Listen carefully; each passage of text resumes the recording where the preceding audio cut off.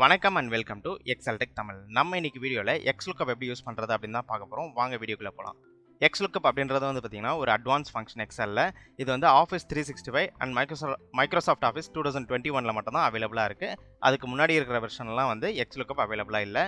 XLOOKUP அப்படின்றது வந்து பார்த்தீங்கன்னா இண்டெக்ஸ் அண்ட் மேட்ச் நம்ம யூஸ் பண்ணோம் இல்லையா, அதுக்கு ஆல்டர்னேட்டிவாக வந்தது தான் வந்து பார்த்தீங்கன்னா XLOOKUP. ஸோ இங்கே நம்மக்கிட்ட வந்து பார்த்தீங்கன்னா ஒரு எம்ப்ளாயி லிஸ்ட் இருக்குது. இதில் வந்து பார்த்தீங்கன்னா employee code, employee name and employee salary இருக்குது. நம்ம இங்கே ரிசல்ட் என்ன எடுத்துன்னு வர போகிறோம் அப்படின்னு பார்த்தீங்கன்னா எம்ப்ளாயி நேம் பேஸ் பண்ணி அவங்களுக்கான சேலரி என்ன அப்படின்றத நம்ம இங்கே அவுட்புட்டில் கொடுக்க போகிறோம். இதை நம்ம XLOOKUP யூஸ் பண்ணி எப்படி எடுத்துன்னு வரது அப்படின்னு பார்த்துடலாம். Equal to XLOOKUP lookup value. Lookup வேல்யூன்றது நமக்கு எம்ப்ளாயி நேம் இருக்கிற செல்லை நான் செலக்ட் பண்ணிக்கிறேன். Comma lookup array.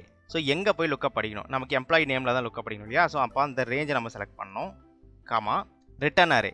என்ன நமக்கு ரிசல்ட் என்ன வேணும், ரிட்டர்ன் அரே வந்து நமக்கு சேலரி வேணும். ஸோ அதனால் சேலரி நம்ம செலக்ட் பண்ணிவிட்டு க்ளோஸ் ப்ராக்கெட் என்டர்.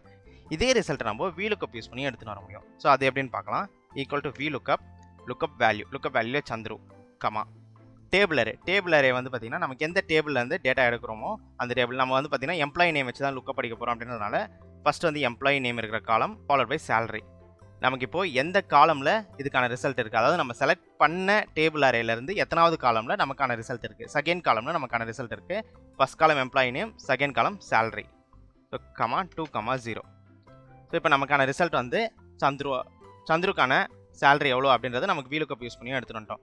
இப்போ VLOOKUPக்கும் XLOOKUPக்கும் என்ன டிஃப்ரென்ஸ் அப்படின்னு பார்த்தீங்கன்னா VLOOKUP வந்து லெஃப்ட் டு ரைட் அப்படின்ற கான்செப்டில் தான் ஒர்க் ஆகும். அதாவது எம்ப்ளாயி நேம்லேருந்து ரைட் ஹேண்ட் சைடில் இருக்கிற டேட்டா மட்டும் தான் நமக்கு VLOOKUP எடுத்துகிட்டு வந்து கொடுக்கும். இதே எனக்கு எம்ப்ளாயி நேம் யூஸ் பண்ணி எம்ப்ளாயி கோடு வேணும் அப்படின்னா அதை நம்ம VLOOKUP யூஸ் பண்ணி அச்சீவ் பண்ண முடியாது. ஆனால் நம்ம XLOOKUP யூஸ் பண்ணி அதை நம்ம எடுத்துன்னு வர முடியும். அதுக்கு நம்ம என்ன பண்ணோம் அப்படின்னு பார்த்தீங்கன்னா ஜஸ்ட் வந்து ரிட்டர்ன் அரேவை மாற்றினா போதும். ஸோ நமக்கு இங்கே சேலரின்றது எனக்கு ரிசல்ட்டாக வேணாம், எம்ப்ளாயி கோடு வேணும்னா அந்த ரேஞ்சை ரிமூவ் பண்ணிவிட்டு எம்ப்ளாயி கோடு இருக்கிற ரேஞ்சை செலக்ட் பண்ணி என்டர். சந்திரோட எம்ப்ளாயி கோடு வந்து 003 அப்படின்றது இங்கே வந்திருக்கு. ஸோ இதுதான் வந்து XLOOKUPோட ஒரு அட்வான்டேஜ். XLOOKUP அப்படின்றது ரைட் ஹேண்ட் சைடும் ஒர்க் ஆகும், லெஃப்ட் ஹேண்ட் சைடும் ஒர்க் ஆகும். ஸோ இந்த வீடியோ பிடிச்சிருந்தா லைக் பண்ணுங்கள், கமெண்ட் பண்ணுங்கள். மீண்டும் அடுத்த ஒரு வீடியோவில் உங்களை வந்து சந்திக்கிறேன். Until then, bye from